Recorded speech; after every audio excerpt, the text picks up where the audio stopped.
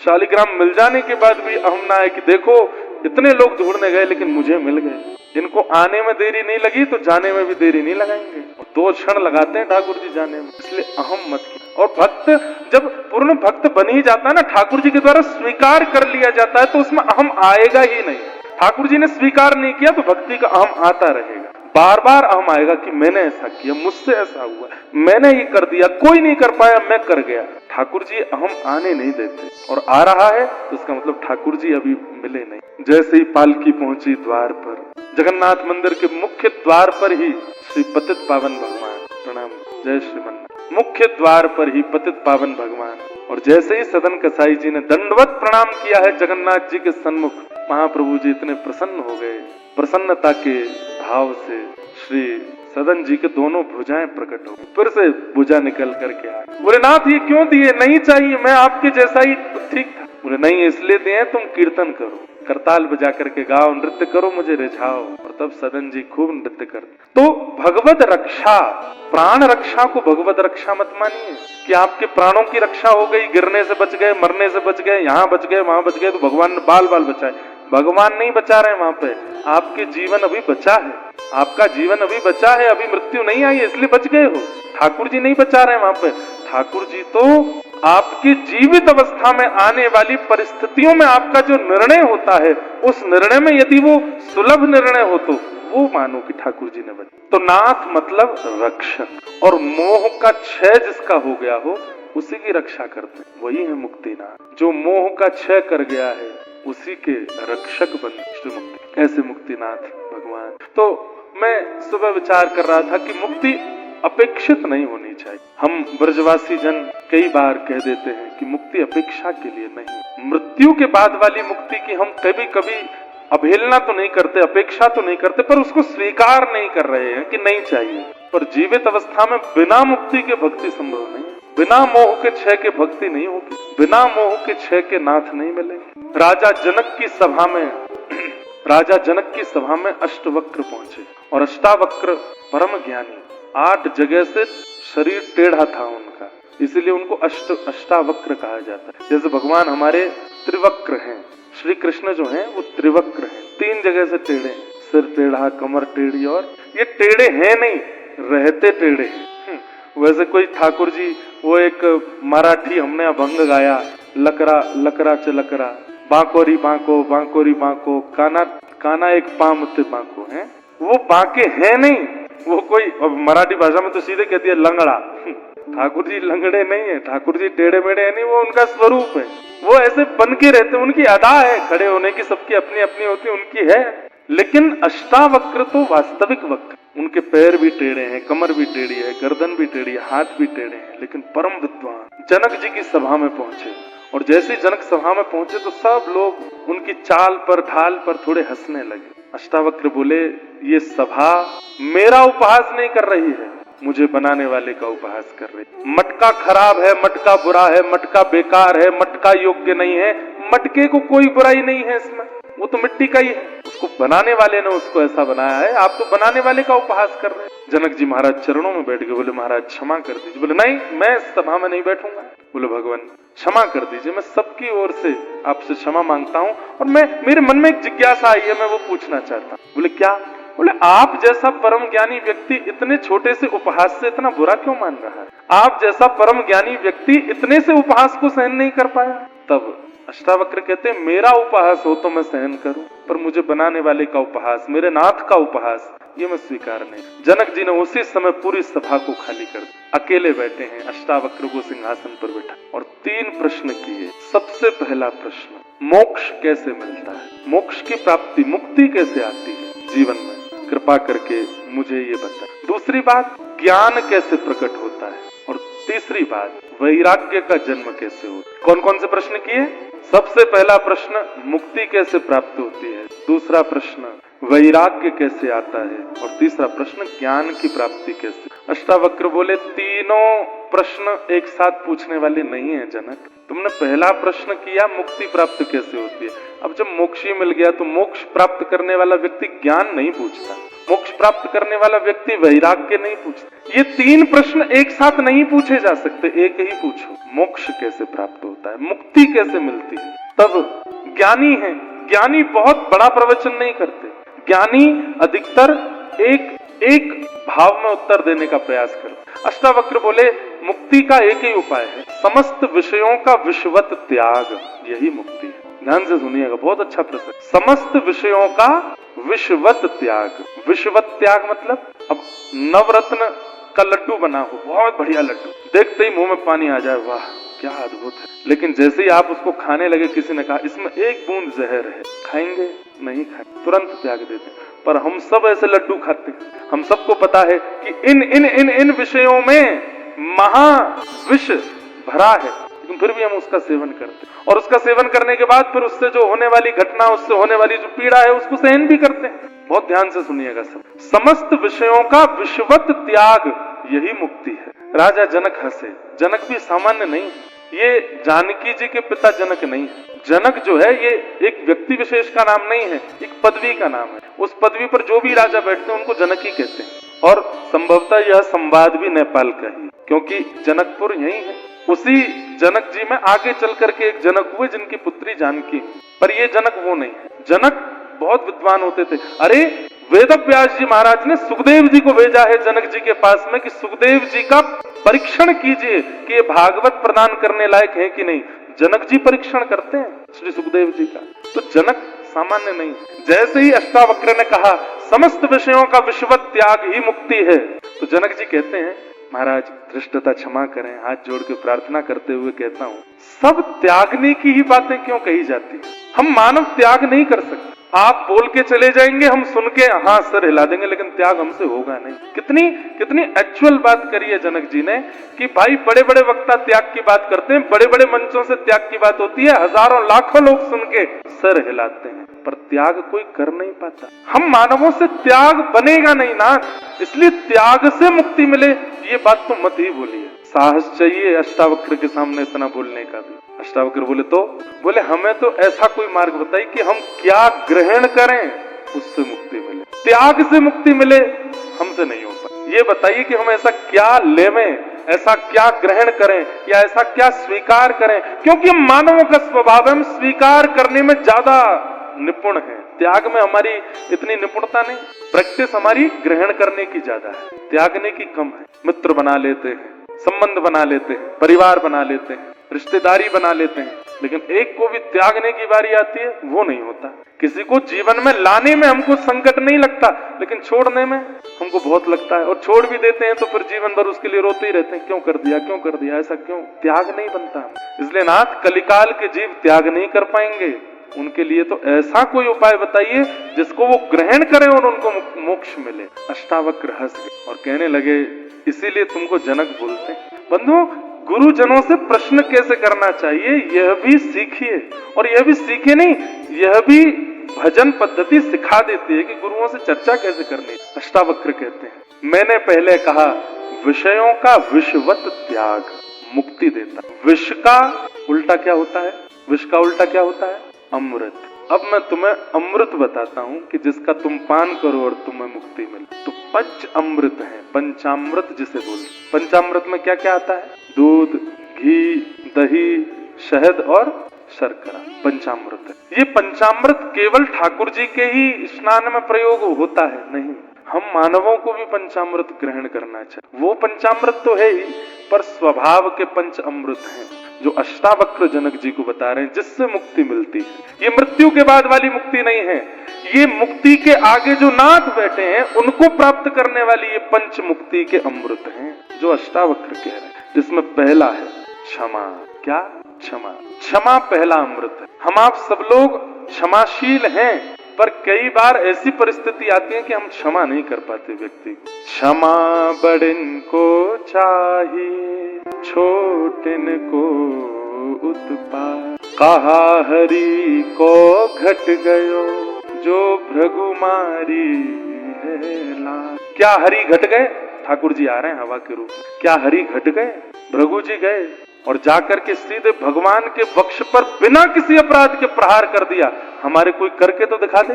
भृगु हो चाहे वशिष्ठ हो, पैर ही पकड़ ले तो चलो, कैसे मारा, केस करूंगा तुम पर। लेकिन जैसे ही मैं ये भाव याद करके मैं कितना भावुक हो गया था कि जैसे ही भृगु जी ने लात मारी, सो ठाकुर जी भृगु जी का चरण पकड़ के कहते हैं, इतने बड़े बड़े बाण, बड़े बड़े वज्र मेरे छाती पर मारे गए हैं नाथ, मैं सबको सह गया, मुझे लगता है मेरी छाती बड़ी कठोर है।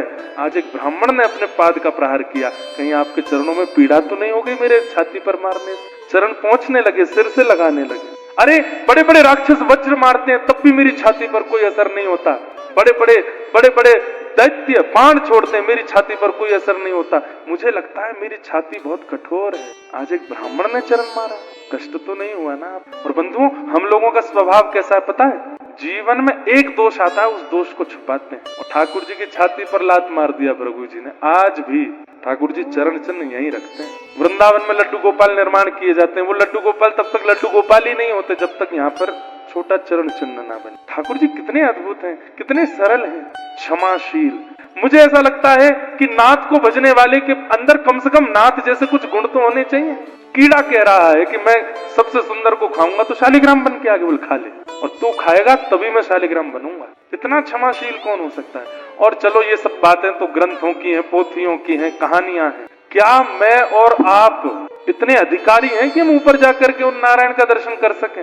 वो सारे अपराध हमने किए हैं जो उनको प्रिय नहीं है, लेकिन फिर भी क्षमाशील बन करके अपने धाम में बुलाया है। आप जिस भूमि पर चल रहे हो सब शालिग्राम, अपने ऊपर आपका भार सह रहे, क्षमा कर रहे हैं, तभी तो। उनकी अगर एक बार इच्छा हो जाए कि अब मैं एक दिन के लिए क्षमा नहीं करूंगा किसी को, उस दिन नूतन प्रलय हो जाएगा। एक व्यक्ति जीवित नहीं बचेगा इस सृष्टि में। ये सृष्टि चल रही है, हम जीवित हैं केवल और केवल उनकी क्षमाशीलता के कारण। अष्टावक्र कहते हैं राजा जनक, यदि मुक्ति प्राप्त करनी है तो पहला अमृत क्षमा को जीवन में ला। क्षमा बलिदान है, क्योंकि सामने वाले ने जो किया है हम लोग सोचते हैं इसको तो क्षमा मिलनी ही नहीं चाहिए, इसके साथ मुझसे भी बुरा होना चाहिए जो इसने मेरे साथ किया। लेकिन उसके बावजूद भी यदि कोई क्षमा कर देता है तो उसका कितना बड़ा बलिदान है। और ये बलिदान श्रीमद् भागवत में किया है किसने? द्रौपदी ने। जब उसके निर्दोष 5 बालकों को मार दिया था अश्वत्थामा ने, निर्दोष 5 बालकों को मार दिया, और उसी अश्वत्थामा के हाथ पैर बांध करके जब अर्जुन लेकर के आए, तब भगवान ने कहा जिस माँ के बच्चे मारे गए पहले उस माँ से आज्ञा लो कि इसको मारूं कि नहीं। अर्जुन ने ले जाकर के द्रौपदी के सामने बैठा दिया, इसने मारा है तुम्हारे 5 बालकों को, जल्दी आज्ञा करो, मैं इसका सर धड़ से अलग कर देता हूँ, इसके रक्त से तुम्हारे केशों को रंगित कर देता हूँ। द्रौपदी कहती है इसे छोड़ दो, इसे मत मार, इसे मत मार। और पूरा वो प्रसंग है, बहुत बड़ा है, उसमें नहीं जाएंगे। पर जब द्रौपदी ने 5 बातें कह करके कह दिया कि इसको मत मारो, तब बाकी सब लोगों के मन में क्या आया पता नहीं, पर दूर खड़े श्याम सुंदरों के नेत्र में आंसू आ गए, रोने लगे ठाकुर। क्यों? बोले मैं क्षमा का देवता हूँ, और आज तक ढूंढ रहा था कि कोई क्षमा की देवी मिले, आज पहली बार मिली। मेरा नाम कृष्ण है, मेरी बहन द्रौपदी का नाम अब से कृष्णा होगा। और द्रौपदी को अपने नाम से अंकित किया। किस कारण से? क्षमा। मैं फिर कह दूं बंधुओं, गुरु आज्ञा हो जाए 11 माला करो, 16 माला करो, 108 माला करो, वो माला आपके उद्धार के लिए हो सकती है। भगवत प्रसन्नता के लिए तो ये गुण लाने पड़ेंगे, भगवत प्रीति के लिए तो ये गुण लाने पड़ेंगे। क्षमा, पहला अमृत अपने अंदर लाओ तो तुम्हें मुक्ति मिलेगी। दूसरा अमृत सरलता, हम सरल नहीं बन पाते। सरल का मतलब क्या होता है? भोलापन, सहजता। जैसे छोटा बालक, वो सर्वप्रिय होता है, सबको अच्छा लगता है, छोटे बड़े सब उसको देख के खुश हो जाते। क्यों? सरल है। शुद्धोषि मुक्तोषि निरंजनोषि संसार मायाम परिवर्जितोषि संसार मायाम परित्यज्य निद्रा मदालसा वाक्य उवाच बालक। छोटा बालक वो भोला होता है। छोटा सा बालक जोर से गिर जाता है तो ऐसे माथा फूल जाता है, उसका माता पिता ऐसे हाथ रख देते हैं, हाथ बहुत जोर से रोता है, लग गई। कई बार बालकों के रक्त आ जाता है, गिरा जाते हैं, तो खुशी कितनी सस्ती है, 1 रुपए की टॉफी दे दो। भूल जाता है अपनी पीड़ा, भूल जाता है अपना रक्त, भूल जाता है अपना दर्द। 1 रुपए की टॉफी लेकर के डॉक्टर वो क्या बोलते हैं उसको, स्टिचेस कर देता है। मैंने देखा है अपने छोटे छोटे भांजों को, एक के लग गई थी, बहुत इतना पूरा मुंह उसका रक्त में हो गया, उसको लेकर के गए, हम लोगों के हाथ पैर कांपे उसको देख करके, और डॉक्टर के सामने लेके गए, पूरा मुंह पोंछा, यहाँ पूरा कट गया था, रो रहा था। 5 रुपए की एक इतनी बड़ी एक चॉकलेट सी उसको दे दी हाथ, हंसने लगा, भूल गया पीड़ा अपनी। और डॉक्टर बैठ करके उसके पूरा वो सिलाई कर दी यहाँ पर, कुछ नहीं हुआ। मैं कहता हूं ये बालक कितना, इसकी खुशी कितनी सस्ती है, इसकी प्रसन्नता कितनी सस्ती है। वही 25 वर्ष का आदमी दुखी हो जाए, 1 रुपए की टॉफी दे दो, भाई तो खुश हो जाए, रोते नहीं दे, टॉफी को तुम्हारे मुंह पे ही मारेगा। क्यों? भोलापन निकल गया, सरलता निकल गई जीवन से, इसलिए ठाकुर जी मिलते नहीं। बंधुओं एक बात कहूं, मुझे कभी कभी ऐसा लगता है जो व्यक्ति अतिश्रेष्ठ होने के बाद भी, बड़ा होने के बाद भी, योग्य होने के बाद भी अपनी बाल चेष्टा का त्याग नहीं करता, वो ठाकुर जी को प्राप्त कर सकता। हमको ना 3 घंटे के बाद महाराज जी बन के रहना बहुत बुरा लगता है। 3 घंटा कथा के बाद हमको फिर ये लगता है कि भाई खेलो कूदो ऊधम मचाओ, हमारे साथ आनंद करो। हाँ, जब मैं अध्ययन करता हूँ तब अलग विषय है, 3-4 घंटे एकांत में, बाकी मुझे लगता है सबके संग खेलूं मैं। पर आजकल मेरे संग खेलने वाले कम, फोटो वाले ज्यादा आ जाते हैं। फोटो खींच लो, महाराज जी ने ऐसे धोती उठाई, महाराज जी ने अपना कुर्ता यूं कर लिया, महाराज जी ने अपने बाल ऐसे, वो चश्मा पहना है, वो फिर मुझे फिर मन नहीं होता। मेरे को रहता है कि मेरे संग सखावत हो जाए तो मैं सबके संग खेलूं, खूब आनंद करूं। सरलता दूसरा अमृत। हम उस सरलता का त्याग कर देते हैं। बड़े होने के बाद में हमें लगता है ये तो बच्चों का काम है, हम क्यों करें। अरे नहीं, बड़े होने के बाद कभी कभी बालकों की जैसी चेष्टाएं किया करो, बालकों जैसा व्यवहार किया करो। ठाकुर जी को वो प्रिय लगता है। मैं आपको सच बता रहा हूँ, ये ठाकुर जी का प्रिय गुण है कि बालकों जैसी चेष्टा बड़े होने के बाद भी रह जाती है ना। बहुत ही ज्यादा तो नहीं होनी चाहिए, बिल्कुल बालकों के जैसे ही रहते हो, नहीं। कभी कभी देखा कि बहुत बड़ा आदमी है, बहुत श्रेष्ठ आदमी है, और वो बड़ा सरल होकर के कुछ ऐसे बालकों जैसा कर, तो हमें उसके प्रति लगता है अरे देखो कितना अच्छा है, कितना दीन है, कितना डाउन टू अर्थ है। ठाकुर जी को नहीं लगती होगी ये बात, ठाकुर जी को भी लगती। सरलता, भोलापन। भोंदू बन जाओ भोंदू। रोज अपने गुरुदेव से कथा सुनते हैं, जीव गोस्वामी पाद से, कि भांडीर वन में ठाकुर जी गैया चराने आते। भोंदू के कान खड़े हो गए, भांडीर वन तो मैं 15 साल से गैया लेके जा रहा हूँ, मुझे तो आज तक नहीं मिले। वो हमारी तरह श्रोता नहीं था ना। अब मैं कह दूं सामने वाले पर्वत पर भगवान आते हैं, आप लोग सुन के चले जाओगे, तो ऐसे बोलते रहते हैं, सब शालिग्राम है, सामने वाले पे आते हैं। पर वो इतना सीरियसली सुन करके गया, भांडीर वन में भगवान गैया चराने आते हैं, 15 साल से मैं जा रहा हूँ, मुझे तो मिले नहीं, आज गए। और ठाकुर जी को ढूंढने की भावना से जब बैठा, 1 दिन 2 दिन 3 दिन रोज ढूंढता है, कभी इस पेड़ के पीछे, कभी कहीं, कभी जमुना जी के तट पर, कभी सघन वन में। ठाकुर जी आते तो हैं, गुरुदेव झूठ नहीं बोल सकते कथा में, ठाकुर जी भांडीर वन गैया चराने आते हैं, मुझे क्यों नहीं मिल रहे। 4 दिन बाद उसकी मन की इच्छा पहुंच गई राधा रमन लाल के चरणों, और तभी सघन वन में सुंदर सुंदर गैयाओं के बीच में नवरंगी लाल श्री बालकृष्ण प्रभु वेणुनाद करते हुए गैया चराते हुए आ रहे। और जैसे ही देखते ही भोंदू के नेत्र सजल हो गए, मिल गए, गुरुदेव ने जो बताए थे वही हैं। ठाकुर जी आ गए सन्मुख, पहली बार देखा है भगवान को। भोंदू है, नहीं जानता कि चरण छूने चाहिए, बैठा है बस चुपचाप। ठाकुर जी आके बोले, अरे प्रणाम ना करे वो आपको। अच्छा हाँ, गुरुदेव कहते तो हैं प्रणाम करना चाहिए, कैसे करूं। या चरणन में सिर झुकाए दे अपन। भोंदू ने प्रणाम किया। ठाकुर जी बोले, कहा नाम है तेरो। मेरो नाम भोंदू है। जैसे सुनी भोंदू, ठाकुर जी तो जोर से हंसे, लेट गए पृथ्वी पर हंसते हंसते। वो दोबारा बोलियो कहा नाम है। बोले मेरो नाम भोंदू। एक बार और बोल दे, तेरी मैया ने तेरा नाम भोंदू रखो। बोला हाँ भोंदू। तेरी पिताजी, तेरी बहन सब तुमको भोंदू बोला मैं। बोला हाँ। अब तो ठाकुर जी और जोर जोर से हंस। बोले भाई तू मेरो मित्र बन जा, तू कितना बढ़िया है, तू भोंदू है, कितना सरल है वो।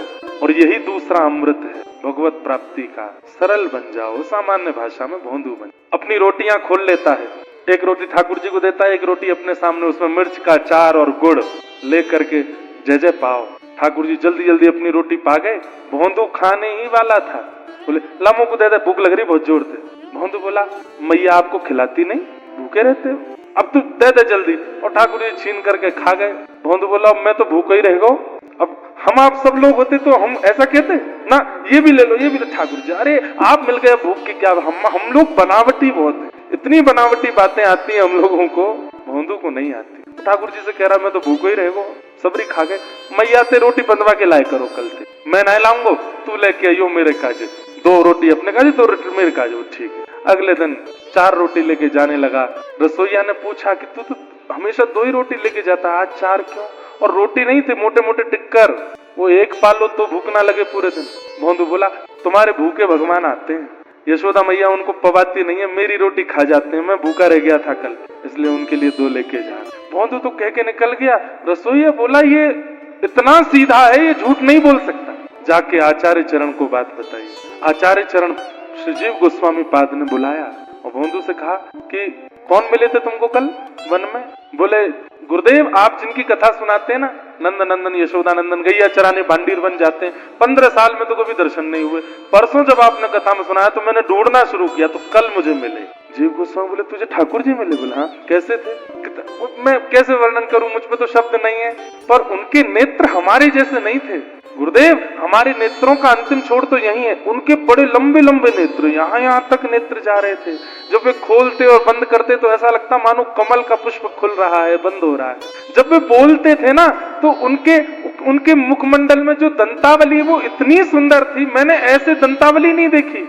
ओष्ठ ऐसा लगता था मानो जैसे धनुष बाण है, और जब जब वे बोलते हैं तो मानो जैसे कोई वीर राजा, परम सुंदर राजा अपने धनुष के तस्कर पर बाण लेकर के छोड़ रहा हो, सामने वाला घायल हो जाता है। उनके तन से गुरुजी बड़ी अच्छी सुगंधी आ रही थी, जैसे कोई महंगा वाला इत्र लगा के आए। और बोले वो जहां जहां चल रहे थे, बैठ रहे थे, वहां की भूमि अपने आप कोमल, सुगंधित और शीतल होती जा रही थी। गुरुदेव समझ गए कि परमात्मा मिल गए। और ये भोंदू है, कुछ नहीं जानता, ये कुछ भी नहीं जानता, ये वर्णन कर रहा है, इसका मतलब ठाकुर जी मिल गए। जीव गोस्वामी बोले भोंदू तू उनको लेके आएगा अपने साथ? बोले कहाँ? आश्रम में? बोले हाँ। उनको अपने संग ले आएगा? अरे गुरुदेव ये सेवा तो आप और भी विद्यार्थियों को दे सकते हैं, मैं तो ग्वारिया हूँ, गैया चराता हूँ, गोबर थापता हूँ। नहीं, तू ही लेकर के आ। उसको ये लग रहा था कि ठाकुर जी सबको मिलते ही रहते हैं, मैं ही दुर्भाग्यशाली हूँ जो मुझे 15 साल बाद मिले। इतना बोला। गया वन में, बड़ा खुश किया, आज पहली बार आचार्य ने मुझे आज्ञा दी है भगवान को लेके आओ। वन में गया, ठाकुर जी आए, ठाकुर जी के आगे 2 रोटी रख, ये तुम्हारी है और जो मेरी है, मेरी मत खाइयो, खाओ। अच्छा जय जय एक बात बता। बोले क्या? रोटी खा करके फिर आप एक कृपा करोगे? बोले कहा मेरे गुरुदेव ने मुझको पहली बार जीवन में आज्ञा दी है, आपको लेके आश्रम जानो, चलोगे? ठाकुर जी बोले देख तू मेरा मित्र है, तू मेरा सखा है, तो ते मिलूंगो, जुलूंगो, बात करूंगो, खाऊंगो, पीऊंगो, आनंद करूंगो, हंसी मजाक करूंगो, चलो जाऊंगो, तेरे अलावा कोई सो नहीं मिलूंगा। अरे वो मेरे गुरुदेव हैं, उनकी कृपा से ही तो हम दोनों मिले हैं, उनसे तो मिल लीजिए। ठाकुर जी बोले बिल्कुल नहीं मिलेंगे। वो नहीं मिलोगे? वो नहीं मिलूंगा। बिल्कुल नहीं मिलोगे? बोलो बिल्कुल नहीं मिलूंगा। ठीक है, तो मेरे गुरुदेव से नहीं मिलोगे तो फिर मोते भी नहीं मिलना है। कल से आप गैया चरावे कहीं और जाओ, यहाँ नहीं आओ। ठाकुर जी मैं क्यों जाऊं, मैं तो यहीं आऊंगा। बोले 15 साल से तो दिखे नहीं यहाँ पे, तो यहाँ को मतलब है ये जगह मेरी है, यहाँ मैं ही गैया चराऊंगा, तुम कहीं और जाओ। और कल से अगर तुम्हारी गैया यहाँ दिख गई तो उन गैया को मैं गौशाला, अपनी गौशाला में ले जाऊंगा, जाओ।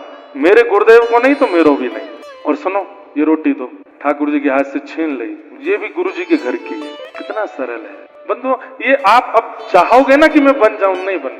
ये तो सत्संग और नाम की ही कृपा होगी कि सरलता आ जाए।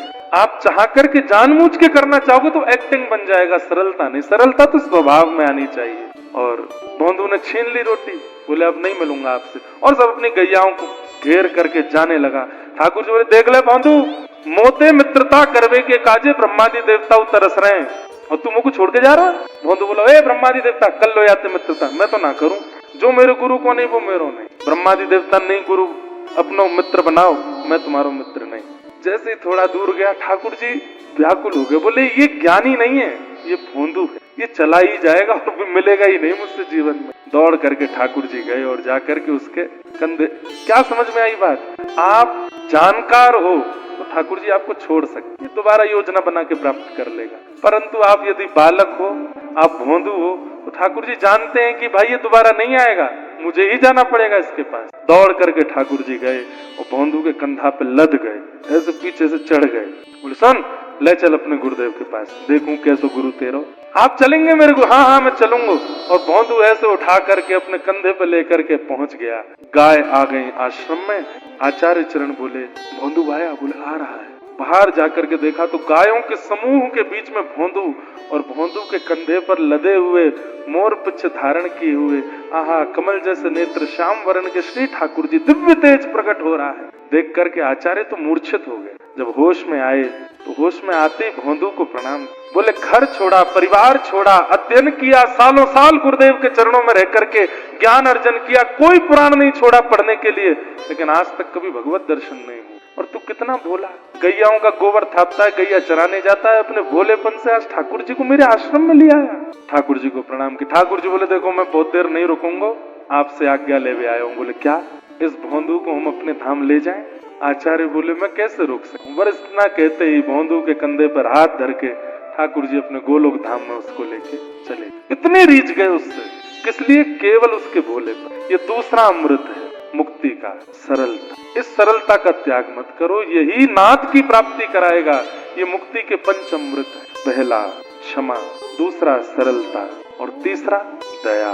दया, सबके प्रति दया रखो, चाहे वृक्ष हो, चाहे मानव हो, चाहे योग्य हो, चाहे अयोग्य हो, सबके प्रति दया की भावना। दया का मतलब क्या होता है बंधुओं? दया का मतलब क्या होता है? सबके मंगल की इच्छा रखना, यही दया है। केवल मुझे मिले, मेरों को मिले, ऐसा नहीं, सबको मिले, ये दया है। किसी को शालिग्राम जी मिल जाए तो उनको लेते कहना, हे शालिग्राम जी औरों को भी मिल जाए, सबको मिल जाओ, जितने आए हैं भक्ति पथिक सबको मिल जाएगी, यही दया है। तीसरा, चौथा संतोष, संतुष्टि। जो मिला है उसमें संतुष्ट रहो, जो प्राप्त है वही पर्याप्त। ये संतुष्टि चौथा अमृत है। और पांचवा और अंतिम अमृत सत्य, सत्य के मार्ग का अनुगमन। अष्टावक्र अपनी गीता में ये पंच अमृत बताते हैं। त्याग नहीं कर सकते तो ग्रहण करो इन पंच अमृतों को। यदि मुक्ति के पीछे खड़े नाथ को प्राप्त करना चाहते हो तो ये पंच अमृत आपके जीवन में होने चाहिए। बोलो मुक्ति नारायण भगवान की जय। ठाकुर जी व्रज लीला करते हुए आज जैसे ही नंद भवन पहुंचे, यशोदा मैया 56 भोग बनाए रही है, इतने में ही ठाकुर जी प्रवेश कर गए। मैया बोली, लाला दूर दूर दूर दूर, भीतर मत आइयो। ठाकुर जी, चौ मैया का है वो? जय जय के काजे भोग बननो है। अरे तो मैया तू तो ऐसे भगा रही है मुंह को जैसे मैं नहाऊं धोऊं नाऊ का। मैया बोली, हम सब पता हो, मुंह धो के चलो जाए सुबह सुबह, नहावे नहाए, जय जय के काज भोग बननो, बाहर जा। ठाकुर जी, सबसे बड़ो जय जय मैं हूँ। मैया, मोते बड़ो जय जय कौन सा आगो यार दुनिया में? मैया तू माने ना है, तू मेरो ही भोग लगाए कर, तू मेरी अर्चना कर ले कर। चल चल बात मत बना, बाहर जाए आते, मुंह को भोग बना दे।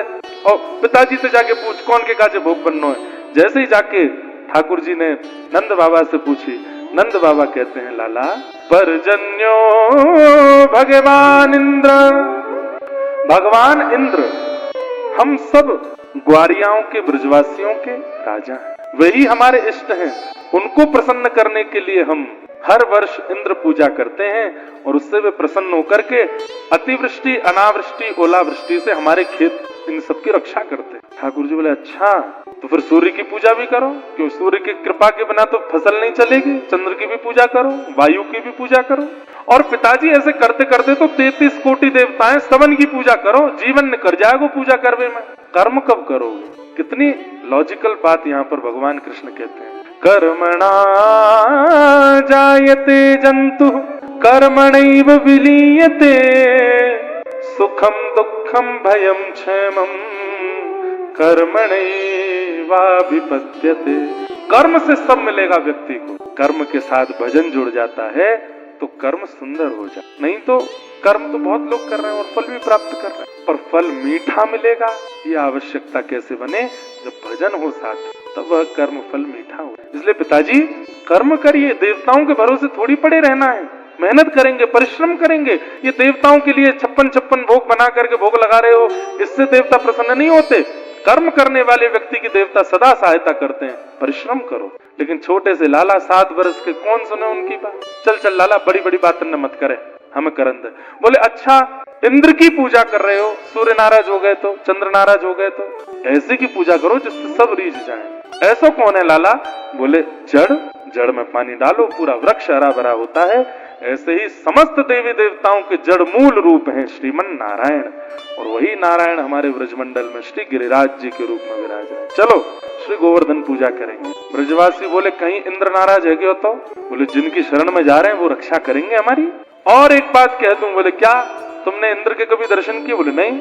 मैं तुम्हें वचन देता हूँ कि श्री गिरिराज जी के तुमको दर्शन होंगे। चलो, सब ब्रजवासी मान गए और आज वर्षों से चली आ रही इंद्र की पूजा बंद करके 56 भोग बैलगाड़ियों में सजा करके सब जा रहे हैं।